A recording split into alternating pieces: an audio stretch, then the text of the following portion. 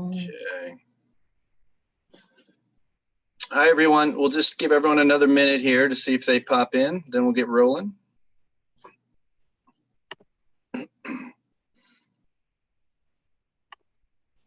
All right, you should be the host now, Seth, so you should be able to share your screen and everything else. Okay, cool. Thanks, Christy. Yeah.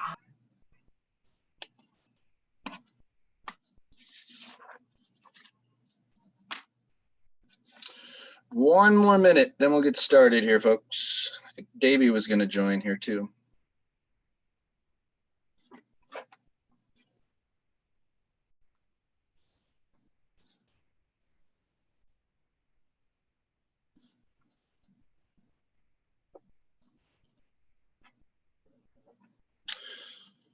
All right, guys, why don't we go ahead and get started? Can everyone hear me okay? Maybe shake your head, nod your head. Okay, great. Well, thank you for attending this evening, and certainly congratulations to your teams for qualifying for Green Districts. I think you probably heard Christy say, but this call is being recorded, so please be mindful of that. And if you want the link after the meeting, please let me know and I can email that to you. For those of you who don't know me, I'm Seth Meyer. I'm the Green Districts Tournament Director. I'm also the local league coordinator for Maine.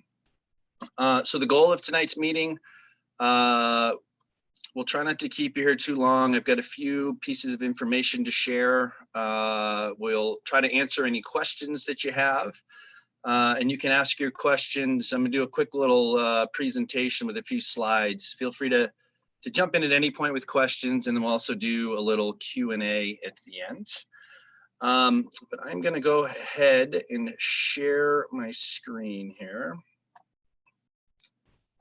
All right, let's see if this works. And all right, can everyone see my screen? Yes. Mary, we can? Okay, great.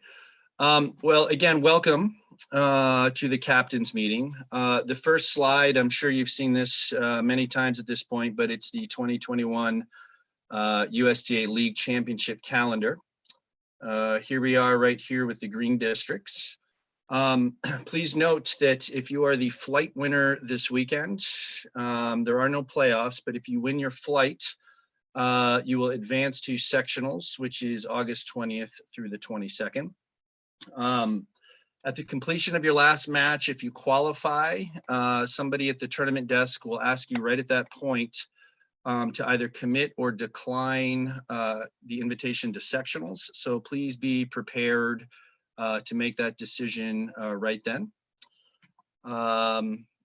Here is a quick peek at the 2021 National Championship schedule. So you can see the 18 and over here. In both of these calendars, you can find them on the USTA New England Championship webpage. I think I sent everyone the link about the regulations, but it came from that webpage, so that's where you can find these as well. All right, so the 18 and over Green District Championships will be held, as you guys all know, this Saturday, August 7th and Sunday, August 8th. It'll be held in Portland, Maine, at Apex Racket and Fitness on Congress Street. I'm sure with just Maine and New Hampshire participating, I'm sure most of you have played at Apex at one time or another. A big thank you to Apex for hosting us this weekend. We're certainly very appreciative of that. A quick few items on COVID restrictions. So basically, USTA League, we follow local and state guidelines and also club guidelines. As things stand right now, we don't have any Apex specific COVID restrictions. And there also aren't any local or state specific guidelines at this point. That said, I think it would be a good idea while you're at Apex this weekend to be mindful of physical distancing. Somebody asked about spectators, if you can bring spectators to the club. I know some of you probably are trying to make a nice weekend out of this. And so if your significant others are there, I think that is okay. But please don't bring a lot of people into the facility. I would also ask you follow the lead of those running the event. On Saturday, you're in great hands with Mary McCardle, who's on the call right now, and also Davey McGanty will be the site director that day. I will be there Sunday along with Davey, but if we ask you to kind of spread out, or if we ask you to wait outside for a little bit, please be mindful of that. We certainly, it's ever evolving situation. We certainly don't want any type of COVID situation to be part of this great event. So please be mindful of that.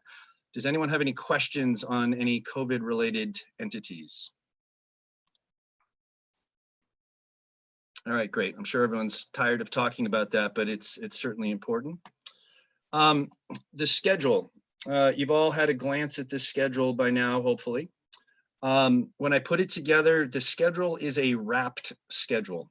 And what that means is you may see a 2 p.m. start time for your team, but it's possible that we only have 3 or 4 courts available to get your match started, and those other positions will have to wait until courts free up. If you're wondering why this is scheduled in such a manner, Apex has 9 courts. We're scheduling several matches at a time, and with 5 position format, you can see how things kind of cycle.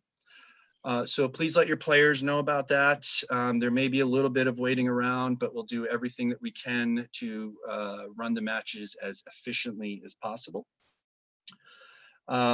Saturday is pretty booked. It's going to be a long, fun day on the tennis courts, but we'll get through it as quickly as we can. Another item related to this schedule, I had a few questions about those of you who are in 3-team flights and what the L1 and the W1 means on the schedule. So if you're in a 3-team flight, the first match of the day is pretty standard. It's 2 teams facing off. What happens after that is dependent on the results of the first match. So if you're in a 3-team flight, the second match of the day will be the 3rd team and whoever lost the first match. The 3rd match of the day, the final match of the day, is the 3rd team again with the winner of the first match. The reason we do it that way is, if a team came in and won the first 2 matches, we don't want to have 2 teams wait around all day to play a match that doesn't have any consequence. So that is why it is scheduled in that fashion. Any questions on the schedule? All right, and there will be Q&A again at the end if we need it. We'll do a few regulations here and then a few more later, but these are no default championships. So the expectation is you will be able to field all 5 positions for all of your matches this weekend. We do understand that there are occasional emergencies, but it is a no default championship. Lineups are due 30 minutes in advance of play, and there will be no officials out on the court, and friend of court will be used for the rulings. Communication. Before the championships, I've been emailing you with information with updates. I would ask that over the next couple days, please check your emails periodically in the event that I send more emails your way. It came to my attention that when I sent out the payments form, that some of you did not receive the first email that I sent out. So sometimes for whatever reason, these emails end up in the spam folder. So please take a look there as well. And certainly if there's any COVID changes in the next couple days, I will email you about that. During the championships, you may get a call or a text from those running the tournament desk if we need to contact you in some fashion. Any questions on that? It's pretty standard. All right, a few more regulations. Check-in. Again, captains should be there 40 minutes prior to the start of their first match, the start of the tournament. Like we said in a previous slide, captains must check in and provide lineups 30 minutes prior to the start of their match. This is an important one. All players must provide a government-issued ID prior to playing. So when players check in for their match, they should have an ID ready to go to display to the tournament desk. The format, it's a round robin format. And like I mentioned before, the flight winners will advance to sectionals. There are no Sunday playoffs. There are Sunday matches, but no Sunday playoffs because things are smaller this year with Vermont not participating. We have fewer numbers of teams, so each division just has one flight. The match format, as I'm sure you all know, 2 out of 3 regular sets with a 10-point tiebreaker if you split sets. The matches are 2 singles and 3 doubles positions. We will switch on odd games, and keep in mind there's no rest after game number 1. And as always, a 10-minute warm-up. And please be mindful of that. As we mentioned, Saturday especially is a very packed day. So be mindful of the warm-ups and being ready when your match is called and quickly reporting scores and signing your scorecard after the matches so that we can keep things on track as much as possible. And that is pretty much it for the slideshow portion of tonight. I'm going to stop sharing my screen. So that is the basic rundown on this Saturday. Does anyone have any questions or concerns related to Green Districts this weekend? Seth, I Yes. had a question about Yes. Oh, hi, where Mark. do I find scorecards? I mean, I went on the USTA site where my teams shows, where they did the local, wins and losses and all that and standings, but where do I find the rest of the stuff I need for this weekend? When you check in before your first match, scorecards will be given to you at that time. Okay, what about lineups? What about, I usually Lineup have cards. sheets for, yeah. That will be when you check in on Saturday. Davey and Mary will have the information that you need regarding that. So Okay, that's and why if you can get there 45 minutes ahead of time, you can get organized in that way. Okay, so, and then what about reporting? Does Davey do that? So we just fill the scorecards out and they enter that information? Yep, we'll be entering the scores in real time as the weekend progresses. Okay. So we'll take care of that as once the matches are complete. Can I make a quick note about the scorecards too? We've had a little bit. Please. If you have a member of your team that goes by a nickname, please put the name on the scorecard that is in Tennis Link, because when we go to check eligibility, we check it against the rosters, which are printed directly from Tennis Link. So if you have a Robert on your team, but everybody calls him Bob, please write Robert on the scorecard so that we don't have to come back and ask. It just makes it a little bit quicker for us to get the information checked and ready to go. Thank you, Christy. Other questions? Joseph, did you have a question? Yeah, thank you. I was just the slideshow says that the captains have to check in 45 minutes before the start of the tournament, but does that mean the start of our first match or the start of the day? The start of your first match. Okay. Good question. Thanks. Heather Noonan has a question. Can teams use the outside courts to warm up? There are no outside courts at Apex. Was there another question? Tamara, did you have a question? Well, Tamara, you're on mute. Captains have to be there 45 minutes beforehand. What about the rest of the players? 30 minutes. Thanks. If things run ahead of schedule, play can start 30 minutes before your scheduled match time. So if they can get there and be, dressed and ready 30 minutes in advance, it's really helpful. Okay. Would the team get penalized if it was decided that the match should start early and they show up 10 minutes after the, like our match is at 3. If someone decides, hey, 2:45, and then they show up at 3, are we going to get penalized? That's a good question. Christy, do you want to field that one? Because matches can start 30 minutes early and we require players to be there 30 minutes early, the time on the default starts from the time your match is called. So if your match is scheduled at 3 o'clock and they call it at 2:45, that's when time starts, and at 15 minutes and 1 second, it's a default. So yeah, so they need to be ready to go 30 minutes early. You'll kind of get a feel for it though, especially with these wrapped schedules. And your tournament directors can kind of let you know if it's running a little behind or a little on time or a little early. You're pretty packed. So I wouldn't think that it would run early, but if there's an injury or a default or something that we don't know about, it can. So we just want to make sure that everybody gets there, and is ready to go by 30 minutes early. Thank you, Christy. Other questions? Yes, please. Can you tell me what the order the lineup will be? Sending players out? Are you anticipating you would send out a first singles, second singles, and then the doubles after that, or something else? I think generally speaking, we would start at first singles, go to second singles, and then the 1, 2, 3 doubles positions. There may be at the discretion of the site director, a reason to adjust that depending on how things are going. But I think generally that's how things will proceed. Christy, do you want to chime in there at all?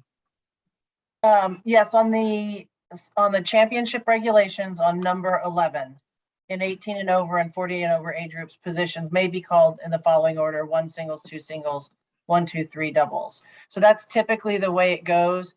And, if somebody, don't expect the tournament director to hold a position if somebody's running late and switch them around. They really have to do what's best for the tournament as a whole. And so first singles and second singles will always go out. Usually, well, I don't want to say always, because the tournament director can make some decisions on their own to the good of the tournament, but expect 1 singles, 2 singles, and then 1, 2, 3 doubles. That's very helpful. Thank you very much.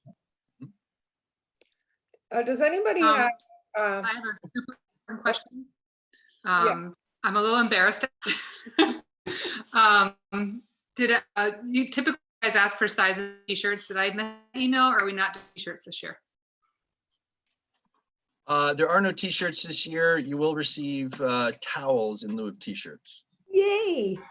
And you will receive a towel for everyone on your roster. Yay, that's amazing. Thank you. That's better. Like I said, the important questions. Very important. So I actually have a question concerning traffic. For those of us coming from New Hampshire and taking I-95 on summer beach weekend, what kind of traffic can we anticipate? It's probably about an hour and a half drive for us. Should we leave exceedingly early, or? I will tell you this, I drove to Massachusetts last Saturday. My son had a junior tennis tournament. Leaving the state, it wasn't too bad. Coming into the state, the traffic was crazy. I mean, it was almost from the toll booth in Southern Maine, almost bumper to bumper through New Hampshire. So it's hard to say exactly, but if it were me, I would leave plenty of time. Okay, great. Thanks for your help. Sure. Other questions? Chime in on the traffic issue too. Oh, I please, drove Mary. north from Massachusetts to Maine last Saturday at around noontime. And when I entered New Hampshire, there was a sign on the side of the road that said 46 minutes to go 12 miles. So if you can avoid 95 through New Hampshire, probably better, but plan on traffic. And it will matter the time of day as well. If you need to be here early, obviously the traffic won't be as bad, but anytime mid-morning on, I would say plan on lots of traffic. Yep. Okay, that's great. Thank you. It's a good question. Any others?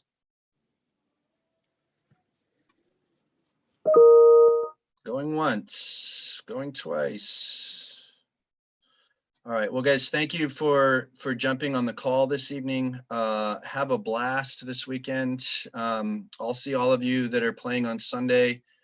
By the way, a big thank you to both Davey and Mary, who you'll see on Saturday. They've put a lot of time and energy in getting this organized, and thank you to their help on Saturday. If you have any questions between now and then or concerns, please email me and I'll get you the answers to those questions. And I look forward to a great weekend of tennis. Thank you. Thanks. Thanks so much, Thank everybody. you.